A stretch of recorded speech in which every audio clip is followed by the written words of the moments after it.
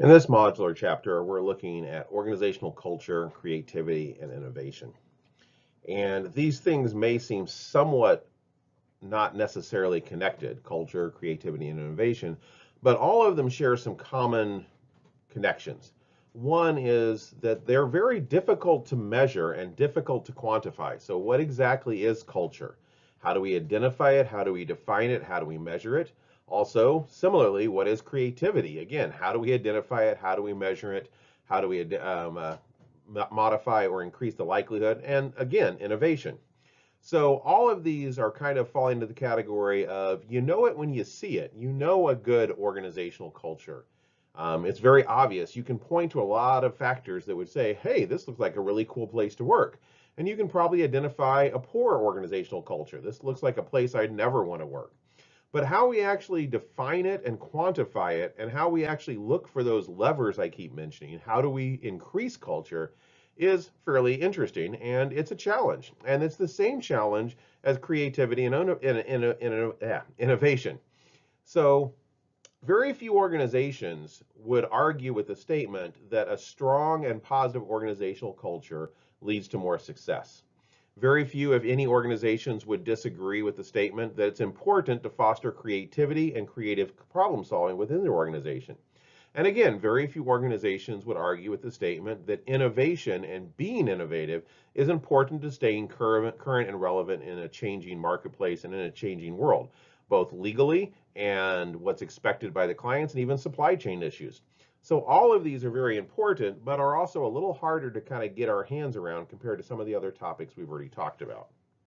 So we're going to start on organizational culture in this module.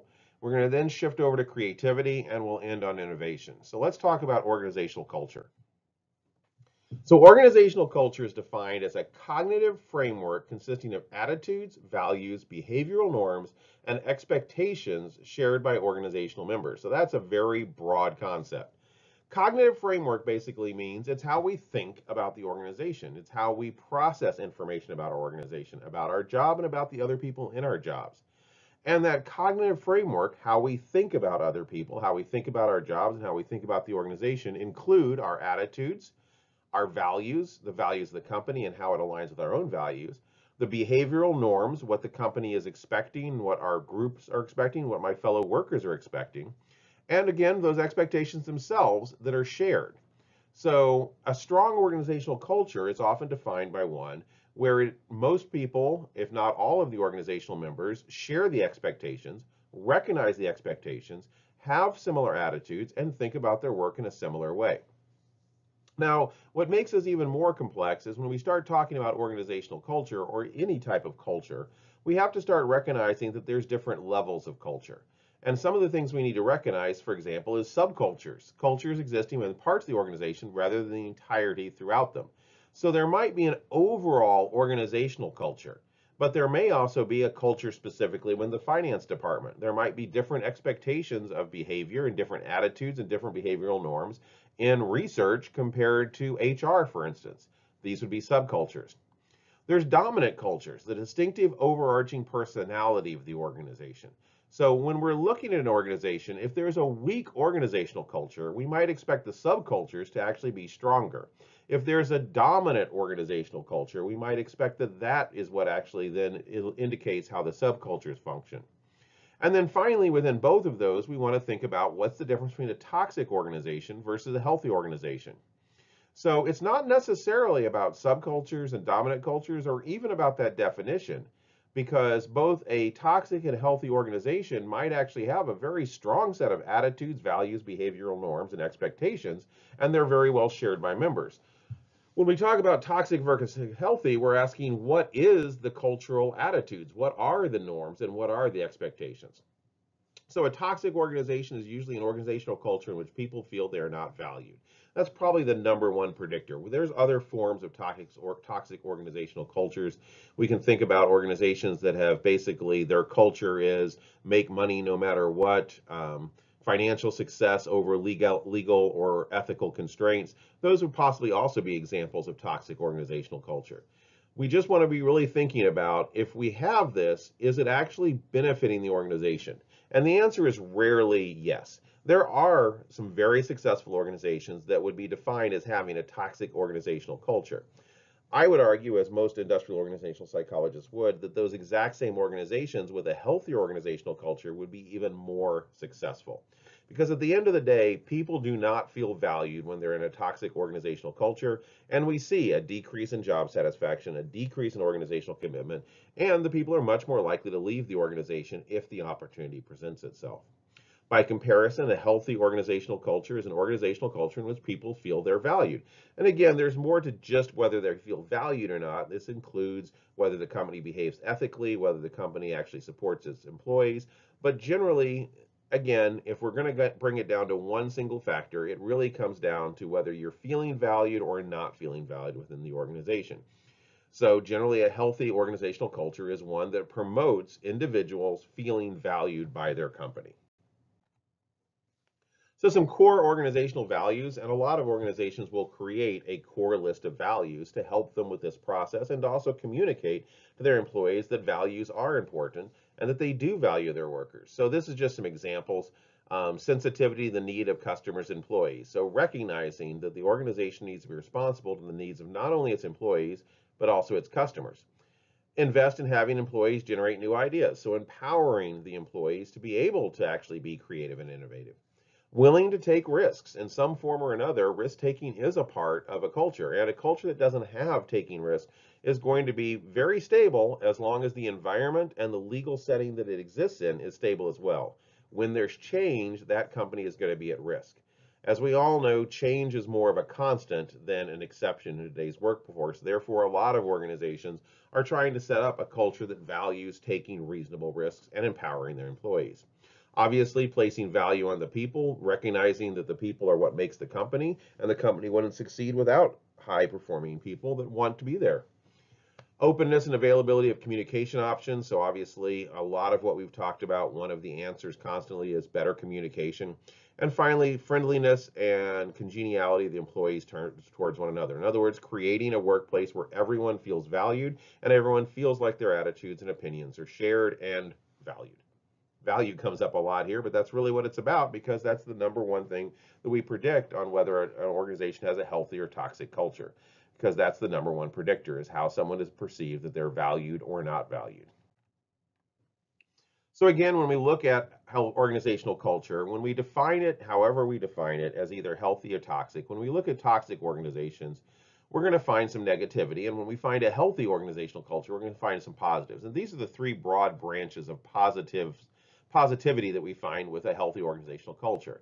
It provides a sense of identity for its members. In other words, the healthier the organizational culture is, the more likely people strongly identify with being a part of that company, a part of that group. This, of course, results in enhanced commitment to the organization, and that enhanced commitment is not just the organization as well, in isolation. It's also a commitment or enhancement of commitment to the organization's missions, the goals, and what it takes within your role or the job that you have to make sure the organization succeeds.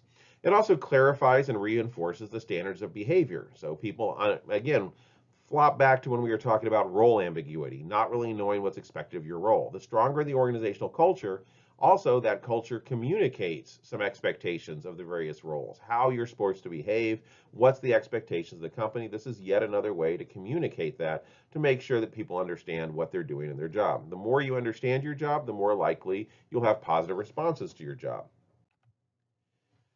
So in addition to toxic versus healthy, we also want to think of weak versus strong. So weak culture, members of the organization differ in their opinions about the organizational culture. And we'll talk a little bit about these dimensions in a few more slides. But what this basically means is that you find a lot of variance. Some people really like it there, some people don't. Some people have positive opinions of managers, some people don't. The more variance there is in people's attitudes, positive or negative, results in a weaker culture. There's also a disconnect between the organization says and their culture versus what the members really do. So again, a weak culture often will still have cultural statements. Here's our 6 values. But when you actually look at the individuals working within the organization, or even the subgroups or subdimensions, you'll find that not everyone's necessarily working towards those goals, and the organization itself does not put a lot of time or effort into communicating those goals. That would be an example of a weak culture. A strong culture, there's usually going to be a much stronger agreement amongst members about the dimensions of their organization's culture. This doesn't mean 100% acceptance. This doesn't mean everyone agrees, but the vast majority of people are in alignment. They understand the culture and they can define it, and they define it very similarly. And the culture has a strong impact on the way people behave. So again, what we actually find is that the culture not only is there cultural statements, these are the values of the company, those company values are transmitted constantly throughout the organization, and down to the individual worker, you see a lot of representation of those cultural values in their behaviors. That would be a strong culture. Now, before we move on, I just want to make it very clear that weak and strong do not equate to healthy versus toxic. You can have a weak toxic culture, you can have a strong toxic culture, you can have a weak healthy culture, you can have a strong healthy culture. The goal, of course, is to help organizations have strong healthy cultures. That's our viewpoint, that's where we're going for. And research has presented a lot of data that shows that strong healthy organizations, when we look at their cultures, are also usually more profitable. They're more successful. They're better at utilizing all of the diversity and differences of opinions, empowering their people, and valuing their people to where people want to work there. They are satisfied with their job, they're committed to the organization, and they're typically higher performers. So culture can be defined and described in many ways. Scientists need to come up with a way to more easily compare and describe organizational cultures. One of the things we're going to talk about is the competing values framework, and that's one of the points that I made for all of the things we're going to be talking about in this module. All of them are still somewhat flowing. There's a lot of different a lot of different theories, a lot of different models, because what they're trying to measure are very difficult constructs to measure. Culture is made up by so many factors, and there are so many things that go into it, it's really hard to define it easily in a single sentence. So the competing values framework is a conceptualization of organizational culture that specifies the culture of organizations differ within respects to a set of opposite values. Flexibility and discretion as opposed to stability and order, and internal affairs as opposed to what's going on in the external environment. In other words, when we're looking at a culture, is it a flexible culture or is it a stable culture? And if we're looking at how the culture identifies itself, is the culture mainly focused on how the organization functions internally, or is it mainly focused on how it functions externally? So this basically creates a 2x2 model that leads into 4 types of broad cultures. And again, I would not say that this theory is a perfect theory of culture, but it is a good way to conceptualize, and it gives us a model to start with on a very complex idea. So the first thing we want to determine is how flexible and how interested the organization is making change versus how stable it is and how focused it is on controlling and keeping things the same. That is our vertical axis. Our horizontal axis is whether it's internally focused, basically wanting to focus on what's going on inside the organization, or externally focused. And basically we get 4 broad categories. We have the clan culture, which is flexible but internally focused. We have the autocracy culture, which is flexible but externally focused. We have a market culture, which is stable but externally focused. And we have the hierarchical culture, which is stable and internally focused. Now, you may flash back to when we first started talking about theory X versus theory Y, and obviously, most likely, theory X is going to be a hierarchical culture. It's going to be focused internally. It's going to be about controlling people within the organization, and it's about keeping control and keeping things stable. By comparison, a theory Y would be probably more like an autocracy culture, very focused on flexibility, but also very focused on customer demands and adjusting towards an adjusting marketplace.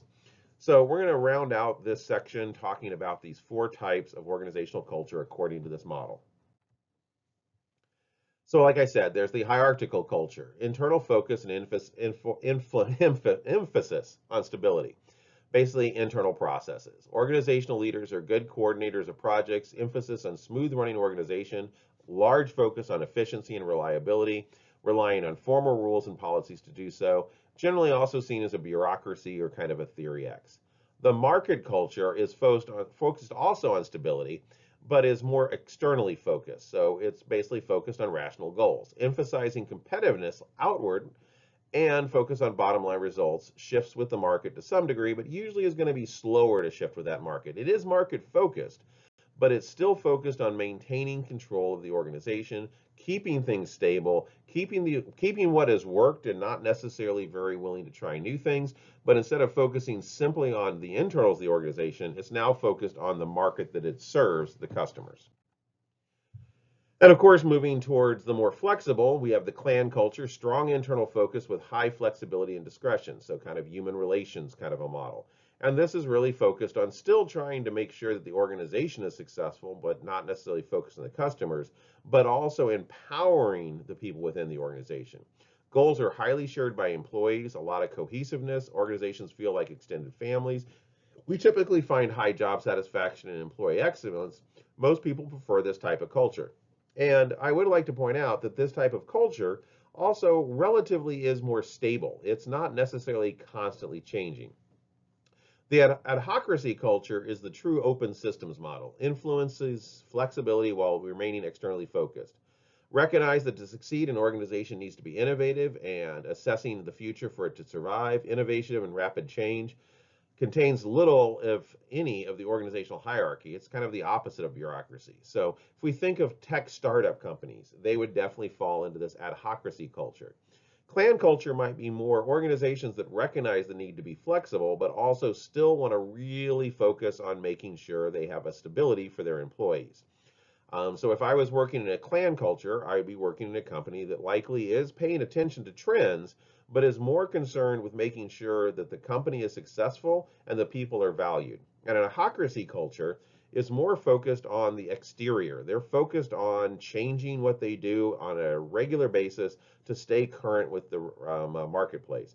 That might come at a cost, though, of how devoted they are to keeping individuals happy, because as the company changes, also staffing may change as well. There'd be a lot less stability in an adhocracy culture.